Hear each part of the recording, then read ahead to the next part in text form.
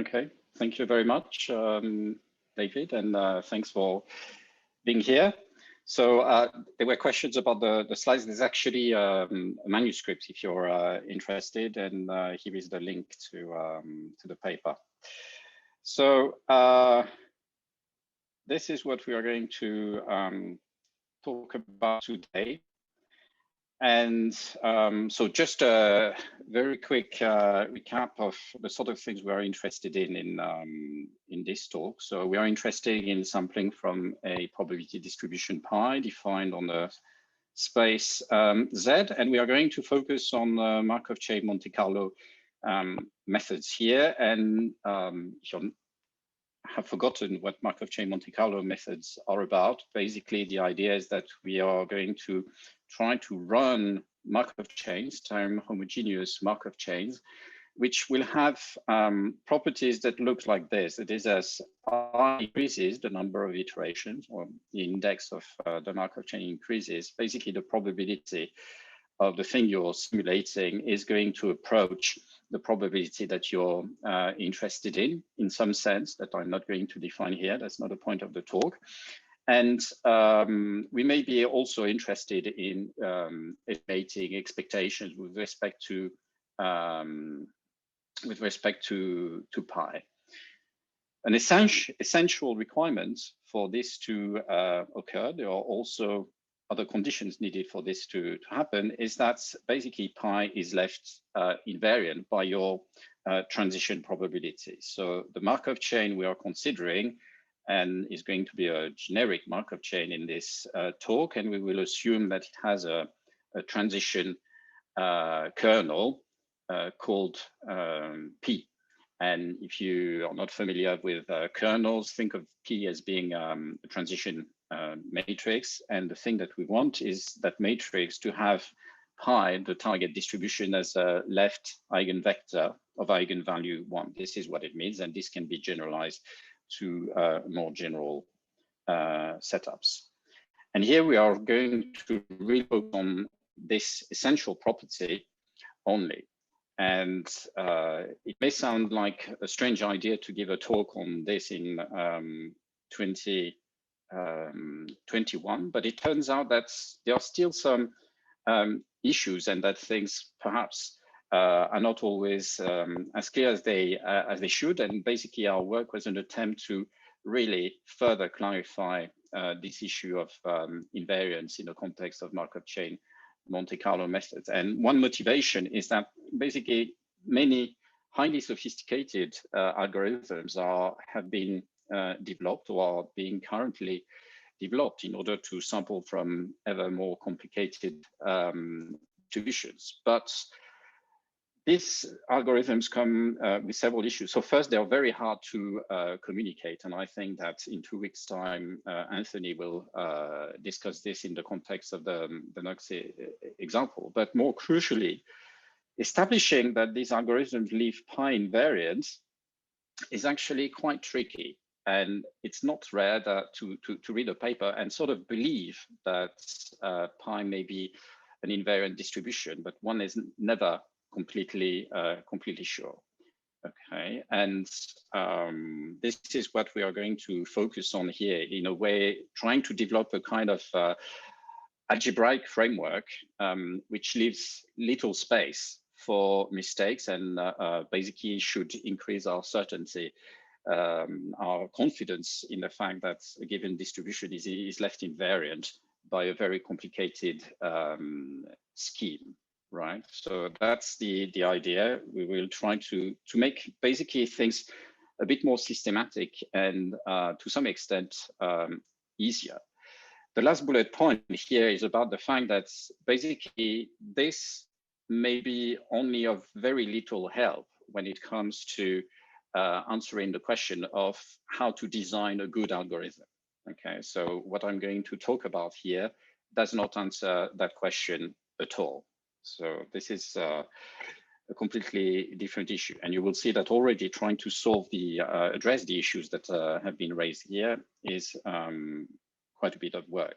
So a specific motivation for this work, but in fact there are several motivations for this work. Is in particular the no U-turn algorithm you may have heard of.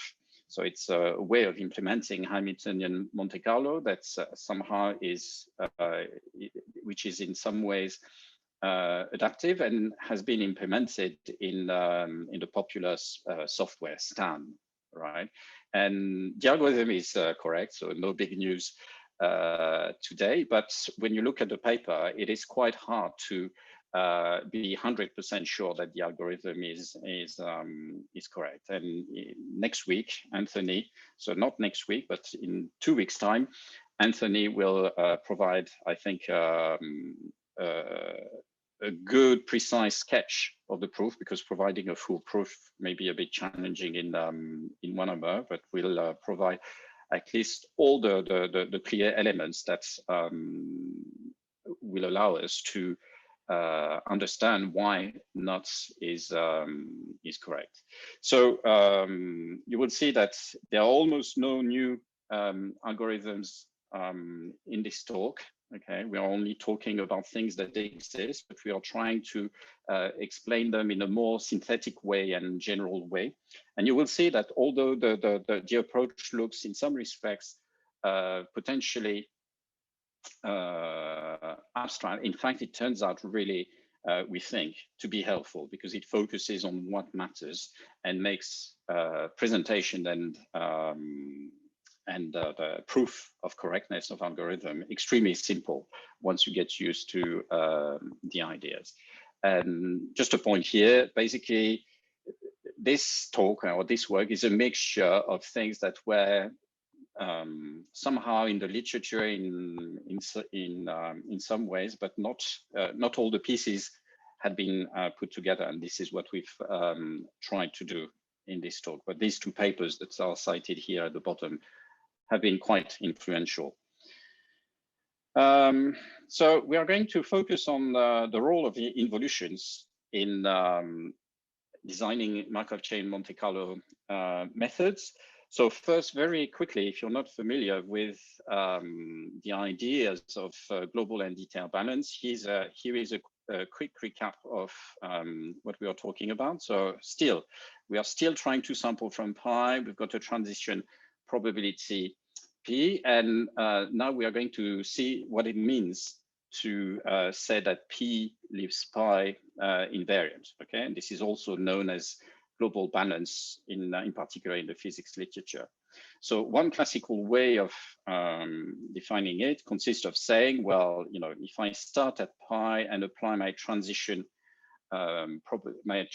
kernel P starting from equilibrium, then I end up at equilibrium. And this is what this means. So for reasons that will become clear earlier, the way I'm going to formulate it in this talk is in terms of expectation. That is, I will say exactly what is on the left-hand side. And in fact, it turns out to be equivalent. What I will say is that the expectation after one iteration of the kernel, when I start from pi, the expectation of a function z prime is simply the expectation under pi. So there are reasons why I'm going to use this formulation, which again is equivalent, but it's not the standard way of presenting things, perhaps. So it turns out that dealing with the global balance is quite complicated because it involves integrals that you cannot get rid of. You see, we've got to consider this integral here with respect to z, or this integral, and defining a transition probability given a pi, defining a transition kernel that leaves this distribution invariant may not be obvious in general. On the contrary, detailed balance, and we will see, which is again a term that comes from physics, tells us, so what is detailed balance? I'm going to write it in terms of functions. And you see that, again, we are going to look at this joint distribution of, well, let's say that I'm at equilibrium, Z is at equilibrium, and I iterate the Markov kernel one. So this defines a joint distribution.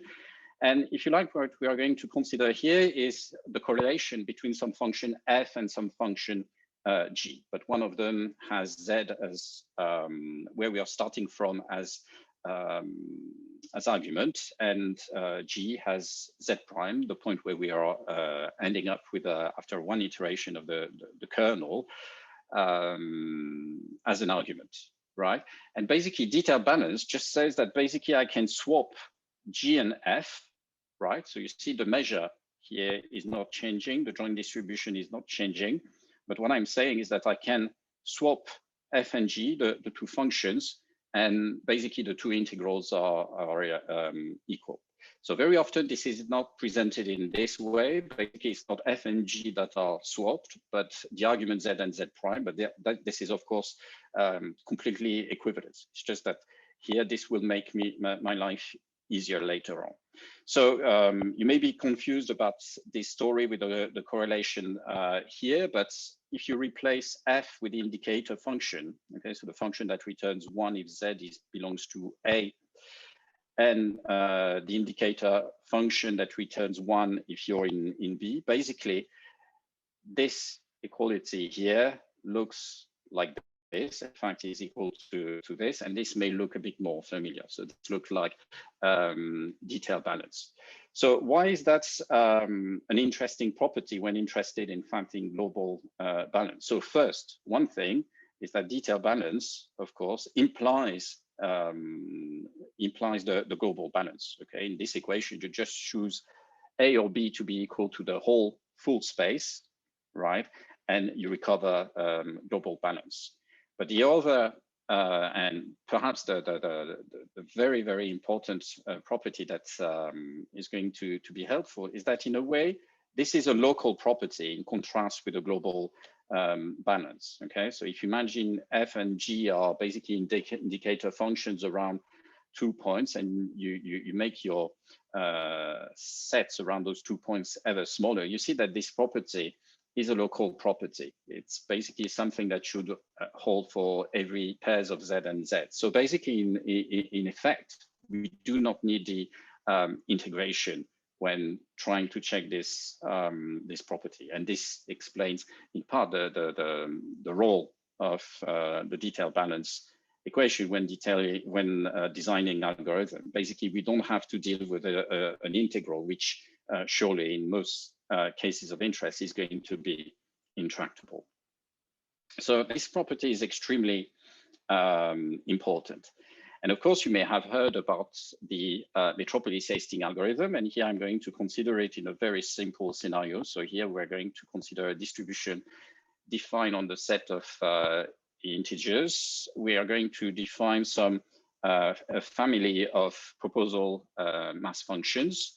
And we are going to introduce this joint distribution, which is the distribution of pi, the pi Z, right? The pre-mass function as Z times the proposal distribution. And of course, the Metropolis Hastings algorithm proceeds as follows. Given that we've reached Z in the state space, we are going to propose some Z tilde from our family of proposal distributions. We are going to compute an acceptance ratio, which very importantly is going to be the ratio of this probability mass function rho. But of course, the arguments are different in the numerator and denominator. So this is the form we are used to. But now, basically, I'd like you to get used to this idea that basically this is just the ratio of two probability mass function. It's just that the argument that we are using in the numerator and denominator is different. And then we proceed as is well known. So basically with probability alpha, we are going to accept the jump to Z tilde.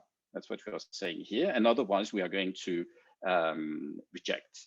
And basically in this case, the transition kernel, or you can think of this as a matrix, possibly infinite because we are on Z, is going to be of this form where here we are reading the entry which corresponds to proposing and accepting, and here basically the bit which corresponds to rejecting, when basically Z prime is going to be equal to Z, right? So in purple we've got the bit that accepts, and in green we've got the bit that rejects.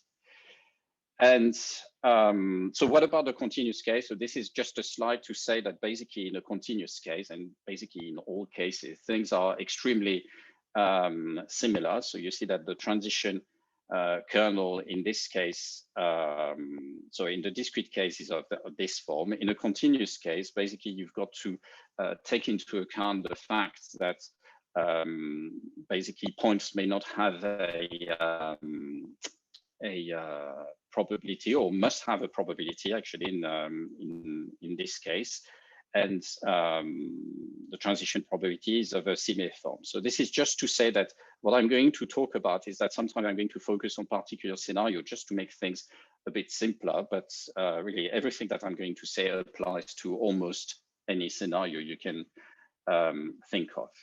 But let's go back to the simple scenario and ask ourselves, what does it mean for the Metropolis Hastings kernel to satisfy detailed balance? And what we are going to see is that basically, remember, this is how we wrote detailed balance earlier. So remember, we just swapped G and Z. And basically, in the case of the Metropolis, the claim is that basically it is sufficient to focus on the accepted bits, right? So there's no need to look at everything. And the reason for this, and this is all color coded here. So if you replace P with this expression in the integrals, basically on the left-hand side, you get something like that, where this corresponds to the accepted bit, this corresponds to the rejected bit, and this is here, the right-hand side, expanded. And what is important is that because of this delta function on the right-hand side that tells us that Z prime should be equal to Z, basically we get the same integral. These two integrals are the same. So basically, if we want to establish that this is equal to the second line, basically we don't need to take the green bits into account. And we are going to focus only on this bit. So basically that's detailed balance for the Metropolis Hastings algorithm. And this is a sufficient condition to ensure that we've got detailed balance. And now we are going to focus on this term. And what we are going to do is basically look at a different way of establishing reversibility. So of course, if you've attended any course on Monte Carlo, Markov chain Monte Carlo methods, you will know how to establish detailed balance in this scenario. But what we are going to do is revisit what we know in a different light. So one thing that is going to be very important here is that we are going to consider a mapping from Z2 to Z2, right? Which to Z prime is going to associate Z prime Z. So basically we just swap Z and Z prime.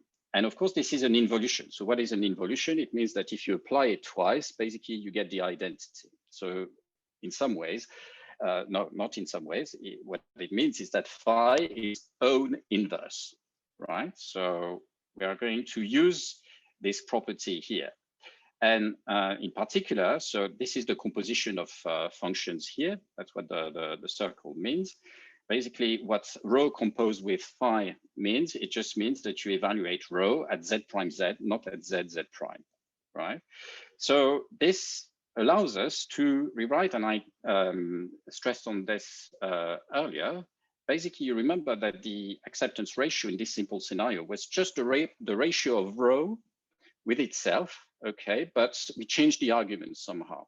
And here, this is what we are saying. We are saying that indeed, this is the same probability density as that one. It's just that we've swapped Z and Z prime. Okay, and this is what we write here in an abstract way, right? So it looks like we are making things more complicated than they really are. But what I'm going to end saying is that phi, at the end of the calculations that I'm going to show, the main message will be that the form of phi doesn't matter. Okay, the only thing that is going to matter in the calculations that I'm going to show you is that phi is an involution, right? So you see the generality is going to emerge from this toy example quite naturally. So before establishing reversibility, we are going to establish very simple property. So we are going to do things step by step. And the good thing, as I will point out, is that basically you only need to do that once in your life, okay? Except when you explain it to others. Otherwise, you should never do these calculations ever again. So what we are going to establish is that basically if I take, so R is the acceptance ratio, and basically I'm going to look at the acceptance ratio evaluated not at ZZ prime, but at phi of ZZ prime. So this is what this means. And what we are going to show is that at least if we are not on a set where this doesn't make sense because R is equal to 0. So I'm going to exclude those scenarios that can be dealt with very simply. I'm going to focus on really the interesting bits here.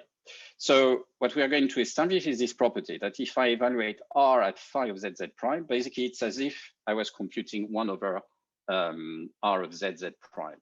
So to see this, well, we just use this expression here, but of course we replace ZZ prime with phi of ZZ prime. So that's why we compose phi twice, and we do the same thing in the denominator. And of course, phi is an involution. So basically, the numerator simplifies to this, and in the denominator, we're left with this. So as a result, you see that we've got 1 over this quantity. So what I was claiming here was right. So now we are going to use this property to establish the blue property, which is given here. And you see that what we are going to do here is that we are going to look at the product of the acceptance probability at phi of ZZ prime times the probability density at phi of ZZ prime. And what we are going to show is that basically it doesn't change anything if you, it's as if you had taken phi to be equal to the identity. So how do we show this? Well, first we apply the definition. So this is alpha evaluated at phi of ZZ prime. So we haven't done much. So this is just copied. And now what is it that we are going to do? Well, we are going to use this property, right? So that's why we get the 1 over R of ZZ prime. Here we haven't done anything. On the next line, what we are going to do is that we take this 1 over R, we take it out of the minimum, right? And if you think about it, because R is non-negative, basically you get this equality, right? So if you multiply back, you can check that you get 1 over R here, and here you get R divided by R, so you get 1, right? And now what is it that we are going to, so we've used this red property. Now what we are going to use is the expression for 1 over R ZZ prime, but it was given here, you see. And we just replace the 1 over R by this, and you see that basically our rho composed with phi cancels with this term. So indeed, we established this, right? So what is important here, there are two things that are important. You know, I could have ignored, okay, anything that is above this red line. No, above this red line, because I need the involution. To do these calculations, I haven't used anything else when you think about it, right? And the other thing that I've used is a property of R, okay? If you think a bit about what this says, basically, it says that basically my acceptance probability is a function of the acceptance ratio, which has got this property, right? So basically, the mean 1x or mean 1R choice in the Metropolis Hastings algorithm is just a particular case, and that's not new. Of course, we all know about that, but that's just to show what is that is really important in the Metropolis Hastings algorithm. So now what we are going to do is we're going to use the blue property to finally prove detailed balance, right? And so this is what we've established, and we're going to use it, and we are going to just apply a change of variable. So here, we are not going to, remember, we express the reversibility with respect to pi in terms of two functions, small f and small g, right? Which had one argument. So here I'm going to make things, it's going to look a bit more complicated, but it turns out that it makes things much simpler. I'm going to look at two functions which will take z and z prime as arguments, right? So, and we are going to consider this, this integral, right? And what we are going to show is that basically it is the same thing as basically swapping, almost like swapping G and F, not completely, you see. We are going to move the phi here. And it turns out that we can deduce reversibility from this. So how do we establish this? Basically, we just use a change of variable. So I'm going to introduce these z tildes, okay, which are going to be equal to phi of zz prime. And of course, phi is an involution, right? So you can put the phi here and you obtain zz prime.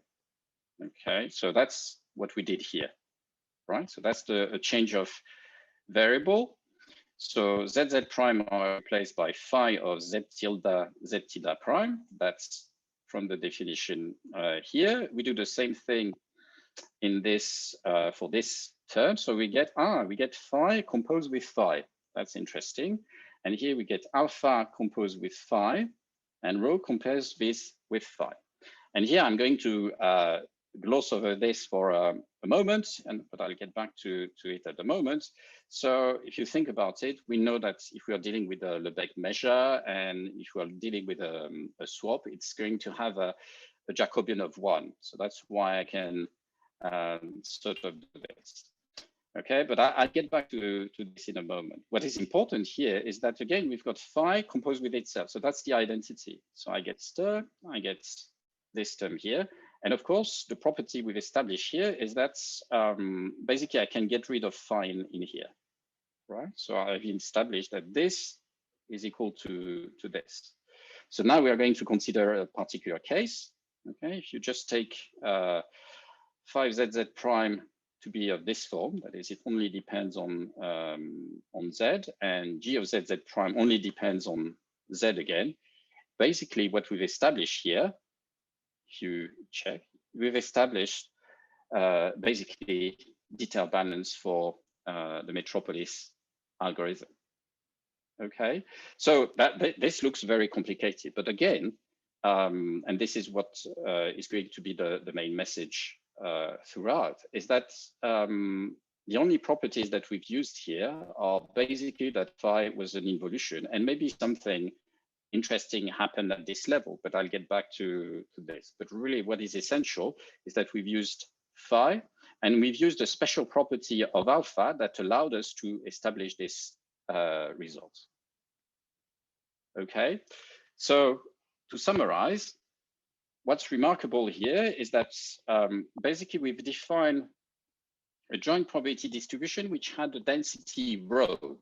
Okay, so the probability distribution is mu, but the density was rho. And the only thing that we needed, if you focus a bit on the equations, is that one of its marginals was pi. That's the only thing we needed. We needed phi to be an involution. We needed some property on the acceptance probability. It had to be of this form, right? So these are the fundamental three properties. And then there was something happening at the level of the change of variable when we proved things. Basically, we assumed that somehow the dz prime was invariant under the transformation phi, right? So this is something that I'm going to gloss over for a moment, and I'll get back to it at this moment. And what is important is that beyond these properties, basically nothing else has been used. And also, if you think about and that's quite important at this level, because this is these guys here, right? Earlier, the joint distribution involved Z, which was distributed according to pi, and we had QZZ tilde, right? But when you think about it, Z tilde, the nature of Z tilde can be very different from that of Z. The only thing that matters is basically the first component. That was the only thing that was important in our calculations. So what we realize is that the standard textbook Metropolis STing algorithm is probably just a particular case of something much more general, right? And basically, so here we've got a non-scientific claim that most Metropolis STing based algorithm are of this type, but we know of one exception at least, hence we've avoided 100%. And basically what is important is that once we've identified mu, the joint distribution that involves pi and whatever you're simulating in order to define your update, if you've got the involution, right, then you can, you've defined a correct algorithm. And in fact, you don't even know to know the density of mu. So that's something that I will get back to. And just before I turn this, so this is a triptych indeed, and on the left, on the top left corner, you will have a recognized St. Anthony. In the bottom left corner, that's St. Christopher. And in the middle, it's someone who's tried to read our paper, I believe. So back to the dominating measure, and I'm not going to explain everything at this point, but just give you an idea of what is going on. Basically, in the previous example, basically, we had a density with respect to the Lebesgue measure. And you remember what the Lebesgue measure does is that it measures basically the area of rectangles. And basically, the property, so of course, you can do calculations with the Jacobian, but really, what is it geometrically that we are saying? We are just saying that the Lebesgue measure, so if you measure squares, basically, that measure is left unchanged if you use a transformation under phi. So you see, this is what we are saying, that's the area of a rectangle, whichever way you compute it, you take b minus a times d minus c, or d minus c times b minus a, you obtain the same thing. So basically, the measure of this rectangle is the same as the measure of this rectangle. And this is what we note in this way. And this is the property that what we are using. But again, the Lebesgue measure is just a particular case. And as soon as basically the integral with respect to which you're computing your integrals has got this problem, everything that I've said so far is true. Of course, not all dominating measures are invariant by any involution, so I will have to correct some of the things that I've said, but this already covers many scenarios. And here is basically just a rewrite of what was dz prime in the previous section, and here we are just saying that basically we change the dominating measure because we've used a change of variable. So this is very general. There's a bullet point for specialists who may wonder what is it that I'm talking about, but basically one can always define a density that will have the properties that were outlined earlier. Okay, so what is important here is that at this point, right, the claim is that we only need three things to define a correct algorithm, right? I'm not talking about an algorithm we can implement. I'm talking about an algorithm that we can write down on paper and we know is going to be correct in the sense that it is going to leave pi invariant. So the only things we need are basically defining a distribution who admits pi as one of its marginals. That's the only thing we need. And typically in our setup, we decided that it was the first component. Okay, that's completely arbitrary. We need an involution and we need an acceptance function. And at this point, the claim is that if you've got these three ingredients, basically you've defined a correct Metropolis Hastings algorithm. Of course, there's a big difference between establishing mathematical correctness and being able to implement things. In practice, one thing that you will need is to be able to compute the acceptance ratio, really. So you need things to be tractable, and typically you would need a density. But I'll get back to this again. And the other message here is that, of course, the algorithm that I've described so far basically looks very deterministic. You know, you just take your state, you apply a function, and you're at you've established that basically phi of psi is distributed according to your distribution mu, but that's completely deterministic. And in fact, you can imagine that this is, if you don't do anything else, the algorithm is going to oscillate between psi and phi of psi, right? Because of the involutive property. So in practice, what you will need to do is, also update basically what is not the first component, which corresponds to pi of x, right? And basically in our textbook scenario, that was performed using q of z prime. So basically we were just proposing some innovation in the process in that way. And one thing that is nice with this is that, so first, it's extremely simple, but in fact, it covers all the scenarios you can think of, because basically psi can be infinite dimensional, mu can be defined on a sphere, and basically everything that I've said is the same. So we don't have to do it again. And really, what this tells us is that when we define a new fancy algorithm, the only two things we need to do to start with are to make clear what are the random variables we are simulating, right? And what is the involution that defines the algorithm? And at that point, we know that we've got a correct algorithm. And if we want to implement the algorithm, we've got to work a bit harder and figure out ways of computing the acceptance ratio. So this is what the algorithm looks like in abstract terms. Okay, so I give you psi. It is so we don't sample the z prime in this case. I give you z and z prime in the particular case. We compute the acceptance ratio. We compute psi prime as phi of psi, and we accept or reject. So you see that the notion is very simple, that we've extracted really what was important. And here we've got just a general theorem that says that everything works well. It got all the ingredients that I noticed earlier.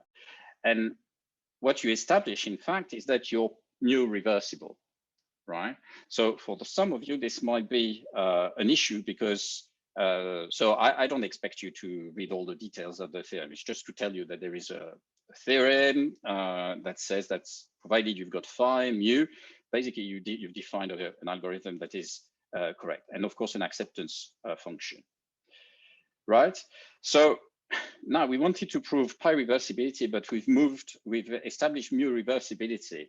So it looks like we haven't done what we set ourselves to do, but in fact, it doesn't matter, because if we can sample from mu, since pi is a marginal of mu, then we are sampling from pi indirectly. So that's really not an issue, but for various reasons, you may be interested in established pi reversibility. And this is what the proposition says.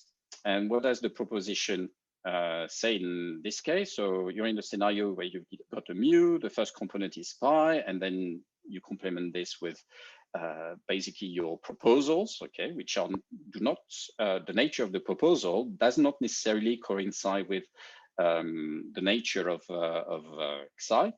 But what is important is that you can consider this transition probability, where you see that before applying our new kernel that leaves mu invariant, basically we update all the instrumental variables that have been introduced in order to define the Metropolis Hastings update. So here we assume that we can sample exactly from this, and that's the case in most scenarios.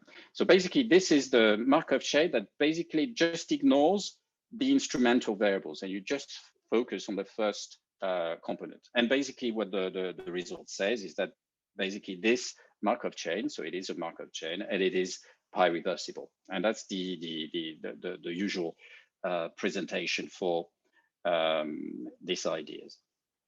Okay, so some examples very briefly, and I'll skip many of the things I initially thought I would have time to talk about. So this is the scenario we've just covered. So here you see that psi corresponds of Z and a copy of Z, but that's really a specific scenario, and phi is the involution. So that's what I've said.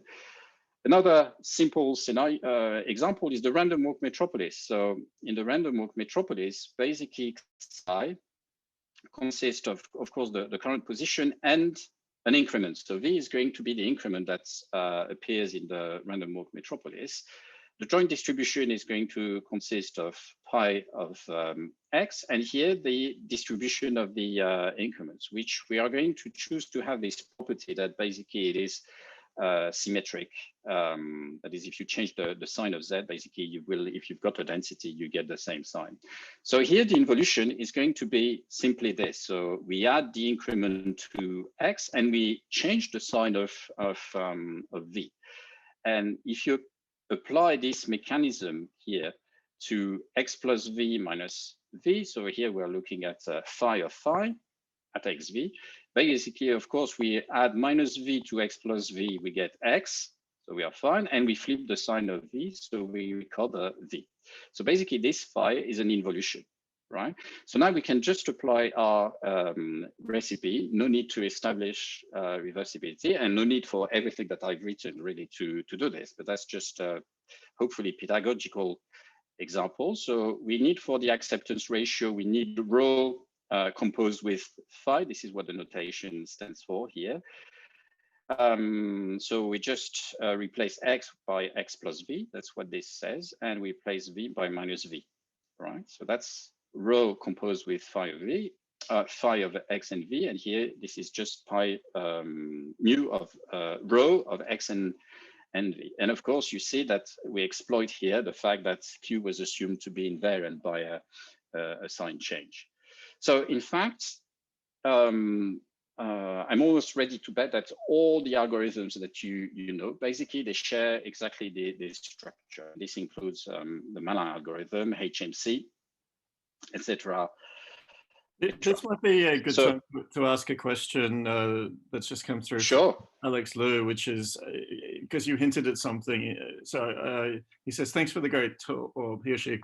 I wonder if you could give a pointer to the first known counterexample of a Metropolis Hastings-like algorithm. Okay, so is this the example? Yeah.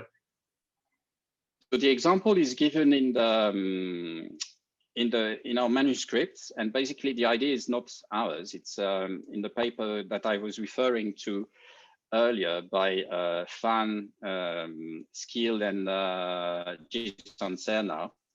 And it looks, the algorithm looks like a Metropolis Hastings algorithm, but it's not a Metropolis Hastings algorithm. One issue though with this algorithm is that I do not know of any application of the idea. So it's just a mathematical object as far as I can tell, right? Sorry, just a piece of curiosity is, do you know the exchange algorithm of Ian Murray? Does this fall into the? Yeah, absolutely. Even that, yeah. Okay, interesting. Yeah. And yeah, you just write the joint distribution and you try to figure out the involution, and it becomes really straightforward, which is in contrast, by the way. So that's an algorithm that I really like. But if you look at the initial proof, it is very hard to follow. At least I found it, and others very hard to follow. But if you write it in this way, basically it becomes really straightforward, and it's really 2 lines. And when I say 2 lines, it's really 2 lines. So I'm going to, just in the interest of time, I'm going to focus just to show. So we've got more examples in the paper.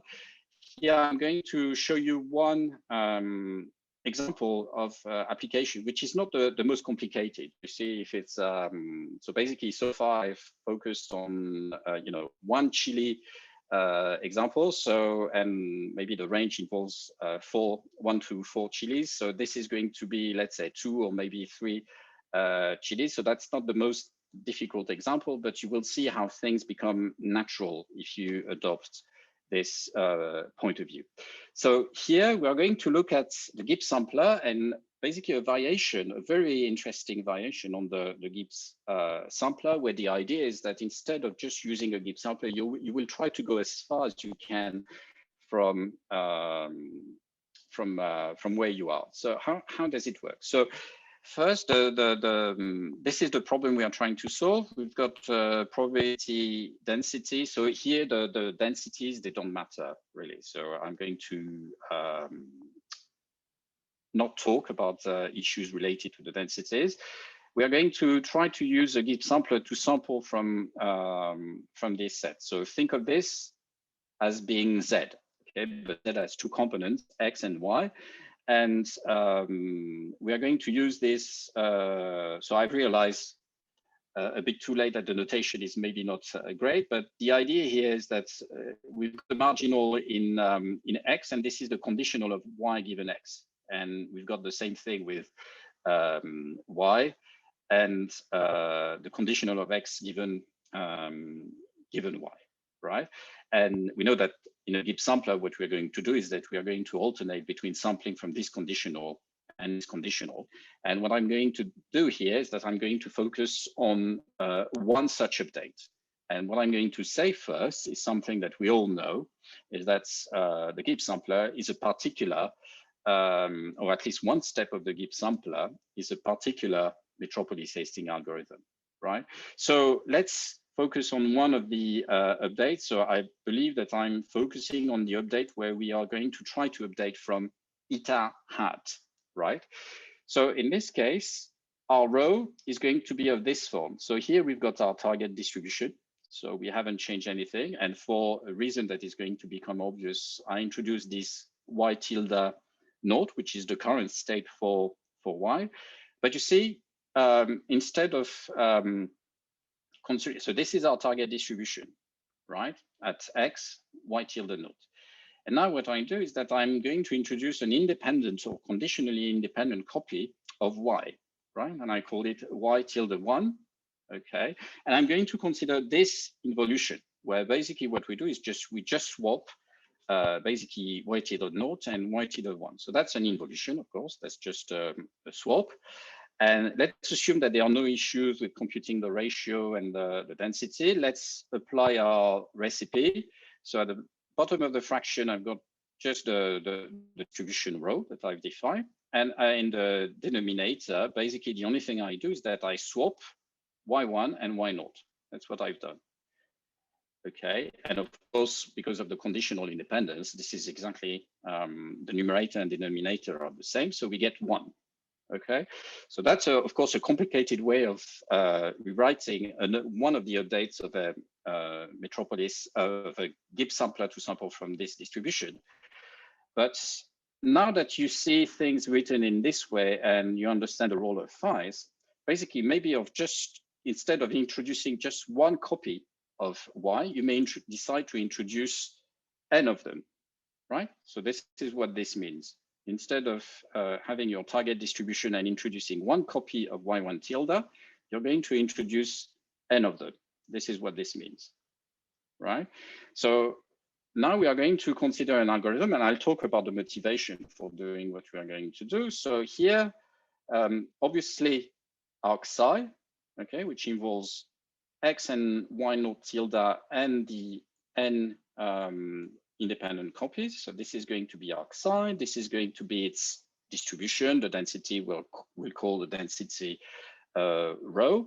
So what we are going to do, so do I explain the intuition? So I'm going to explain the intuition first about what it is that we are trying to do, and then explain why it is obviously correct. So the idea is that we've got our y tilde naught here, and we are going to sample our y tilde j's. It will be everywhere, to the left, to the right.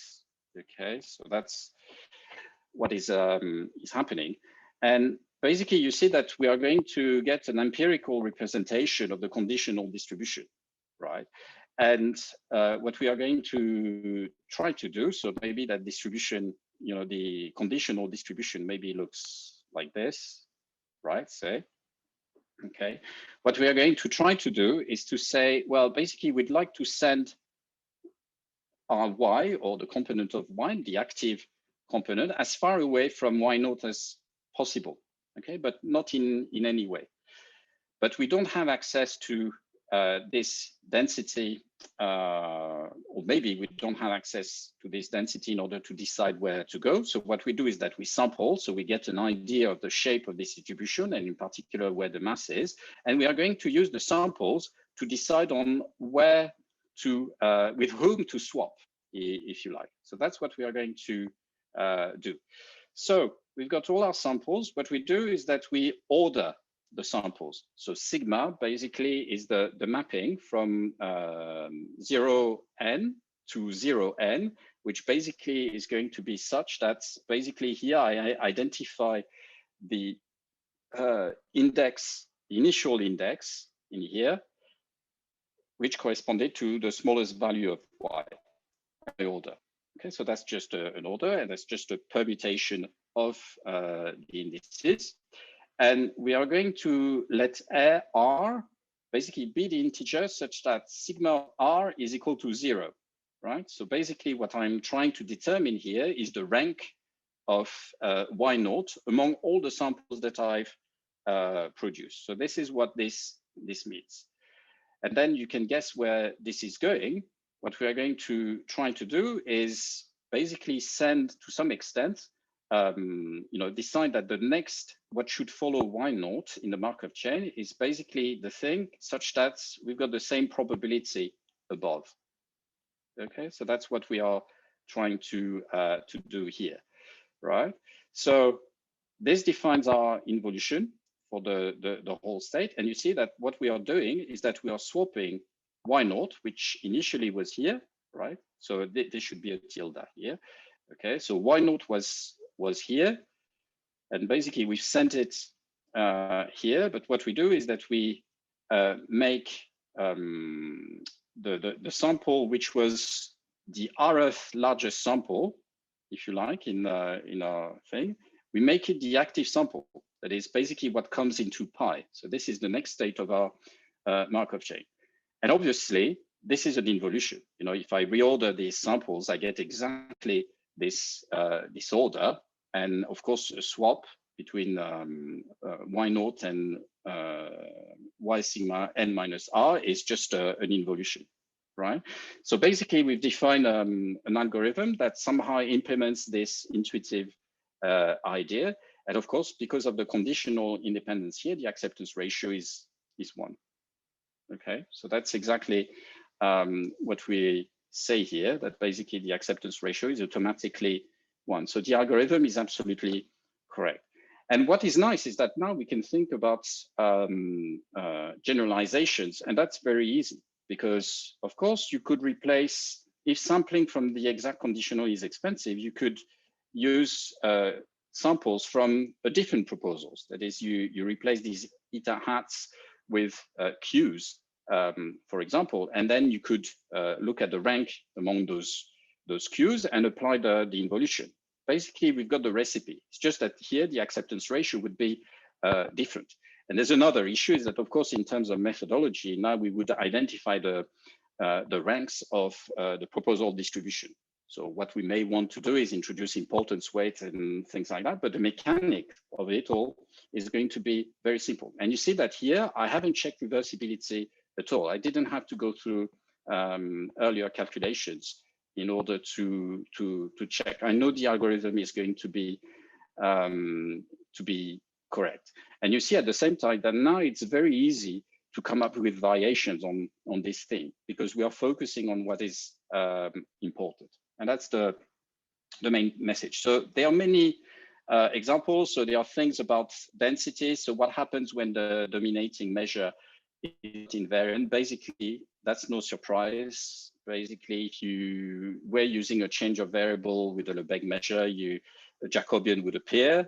I've alluded to that earlier. And this is the case indeed under some conditions. So if lambda is the dominating measure and satisfies some other properties, basically you need to define your acceptance ratio to be of this form. And this is not always the Jacobian. Okay, imagine that Xi consists of things that are discrete and continuous. Basically, this covers all the scenarios you can think, but I'm not going to focus on this. And this may be delicate, by the way. This may be fairly complicated. So here I had an example to convince you that it looks like we are making things complicated, but in fact, it's very simple, in particular when your proposals consist of Markov chains, which may involve some Dirac masses, okay? So if your proposal is a Markov chain, which may be deterministic, for example, or it may be semi-deterministic, like a Metropolis Hastings algorithm. So that's a Metropolis, if you like, within a Metropolis, where you use the Metropolis Hastings algorithm as a proposal mechanism. Basically, what we are saying is that it is all the same. It's just a matter of identifying mu and the involution. So I'm going to skip over this. We've got various applications that I'm not going to cover here, but Anthony will cover some of them next time. So we've got generalization of some algorithms with traffic in Paris involved, but I won't cover this this time. And thank you.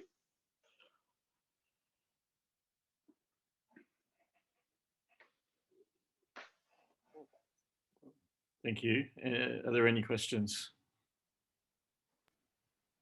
David, can you hear me? Yes. Hi, Nicola. Okay, that was not the Hi. question, but I have another question.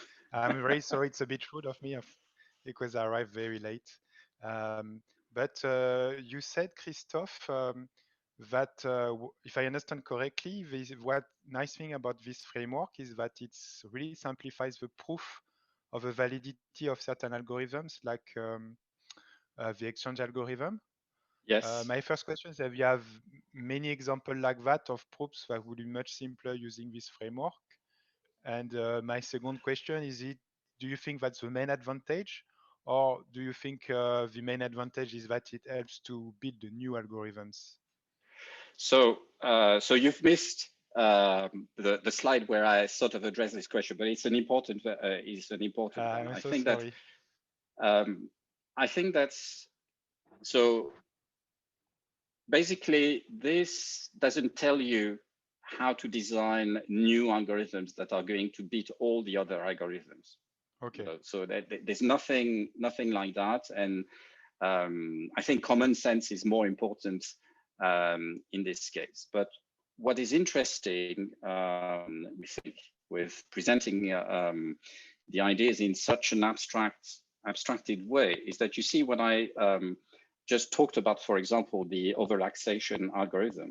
Basically, I didn't have to struggle too much, at least I think. I just told you these are the things I'm going to simulate from, as a proposal mechanism, and this is the involution.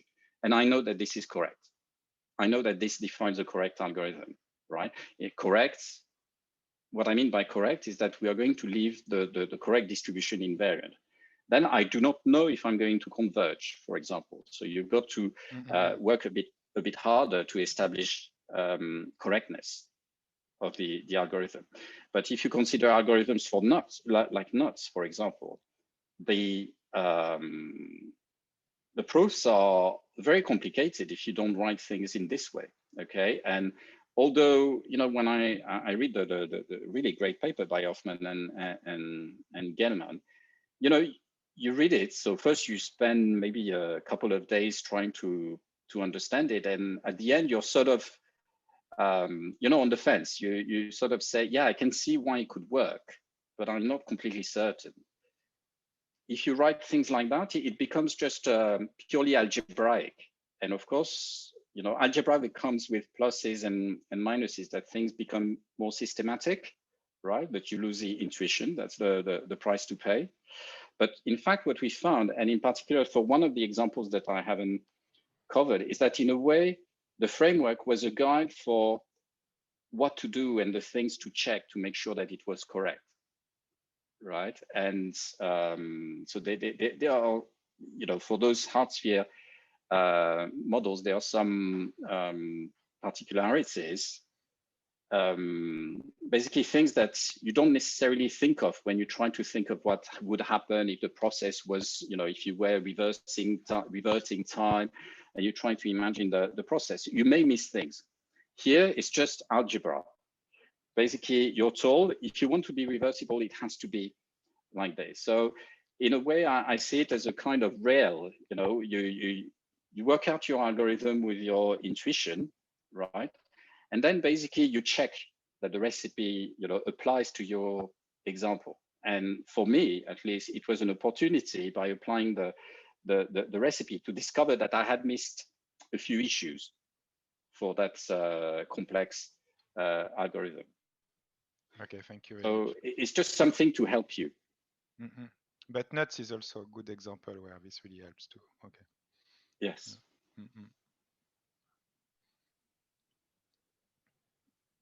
Do you have a teaser for what's happening in part 2?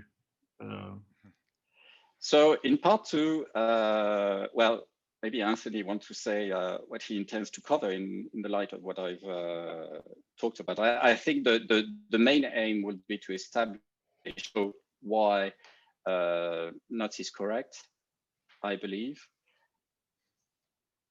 Yes, that's right. So I will discuss a couple of other things briefly, such a bit of deterministic proposals, and a bit about stopping times and stop processes more generally. But that is something that nuts is a special case of. So nuts is I mean, it's very interesting in has very innovative things in other directions as well. But one of the interesting aspects is that you sort of simulate your HMC for a sort of random amount of time, and how you prove the correctness of that algorithm involves thinking about the stopped the kind of stopping time or the stopped process. And of course, the involutions will help us. And I made a mistake before. It's 24th of March next week. So. Okay, so I thought I got it wrong. I think so yeah, put that in your diary.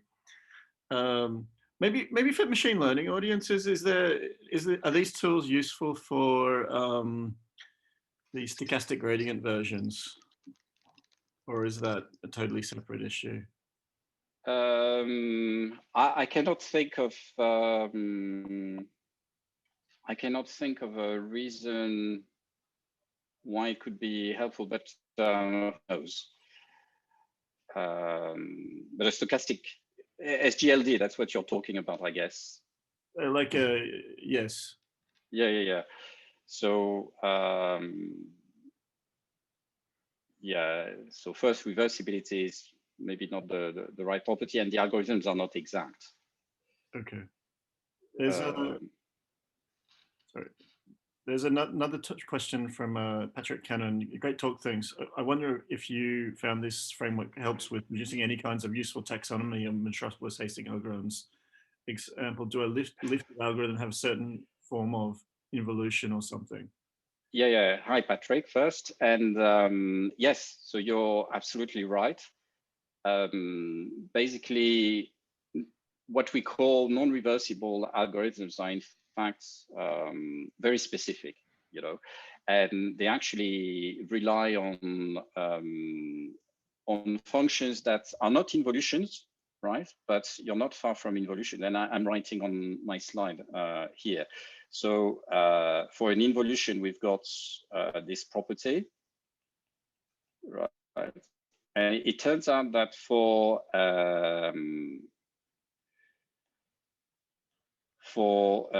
the non-reversible chain, or what people refer to as non-reversible chain. So I use a different letter from a letter that is different from phi here on purpose. You see that here you've got a property that the inverse of the transformation you're going to use in your algorithm is such that you can write its inverse as basically the composition of functions, and one of them is itself, and sigma is also an involution. So sigma 2 has the identity, and basically, as far as I can tell, most so things are more complicated than what I'm going to say. But basically, if you consider this scenario and you think of it as an extension of this, okay, because what we are saying here is that phi is phi, right? Basically, you cover most known algorithms, or at least the building blocks. So, for example, I mean, for those of you who are bored, you can just go. But as an example that relates to what I was talking a bit about earlier, if you think about the random walk Metropolis, we said that it was of this form, right? Well, the non-reversible version of this algorithm is of this form. Okay, so basically what you do is that you don't change the sign of the velocity. And basically, if you take psi of this form, you're in this setup, and basically the algorithm that you're defining is not reversible, but satisfies another form of reversibility, but of course is interesting because it has persistence. You don't change the direction of the increment, so you keep going in the same direction until you reject, actually.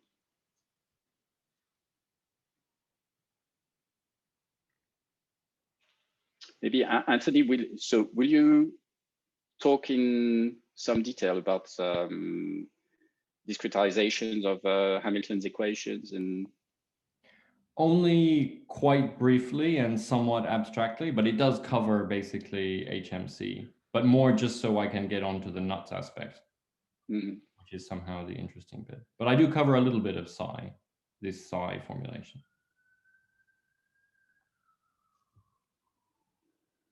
And again, so for example, this is not new, what I've just written down. This is something that was, for example, extremely well explained in the paper by Fan, Skill, and Sancerna. But even there, it was not new, I think.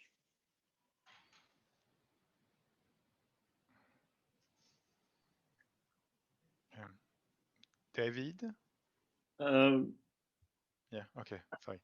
Alex has made a comment regarding his previous question. He can speak if he would, or if you'd like, or I can just read it out. He just says, thanks for a great talk. Not a question and answer, but a comment. He's saying, in addition to simplifying proofs and helping design and understand new algorithms, this framework can be applied to fully automate the computation of the acceptance reject problem, giving specifications of mu and phi. He references a paper, gives an algorithm for automating the random Nicodon derivative computations for measures mu expressed as probabilistic programs and involutions expressed as deterministic programs. I hope that means more to you than it does to me. I can share the link. Sorry, yeah. I didn't distract with a comment that wasn't a question. I just heard the first question about sort of asking what are the various applications of this framework, and I just wanted to say, in addition to the ones that you've mentioned in this great talk of simplifying proofs, helping understanding, and designing new algorithms, sometimes it's possible, to actually use this for prototyping, where once you specify mu and phi as programs, like a sampler for mu and an involution as a deterministic program, we found that you can sort of automate the computation of the Reda-Nikodym derivative. And therefore, even if it's not as efficient as what you might want to end up implementing in the end, it's a really neat framework for sort of quickly prototyping different Metropolis Hastings-like MCMC algorithms. Okay, so that's very interesting. I think, yeah, I think Arno, I don't know if you're related somehow to Arno, but he's mentioned something like that to me. Indeed. I think the paper is one that we also reference in the archive in our. Okay. Thank you. It's definitely very, very interesting. I should probably, it would be interesting to look more in detail how the automation works. Of course, in some of the situations, the mu that we have is one that you wouldn't actually simulate. Or in some cases you wouldn't simulate. So I guess it wouldn't be possible in such cases, but there are also variants where you could simulate a different mu. Yes, yeah, definitely. The case that the paper considers is just the one where mu is pi and then a kernel that is simulatable for the sort of auxiliary randomness. And if there are cases, for example, you mentioned infinite dimensional cases, you're probably not simulating an infinite dimensional random variable. So it's not fully general, and the automation technique only works for sort of certain nice measures. But we've still found it to be a useful application of this framework.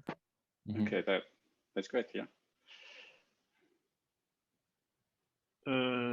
Seems there are no more questions. So thanks again. And yeah, join us for part 2, which I'm sure will be just as exciting. Yeah, I can clap. No one else. Someone else will have to do it. Okay. See you next week. All right. Thanks, everyone. See you next week.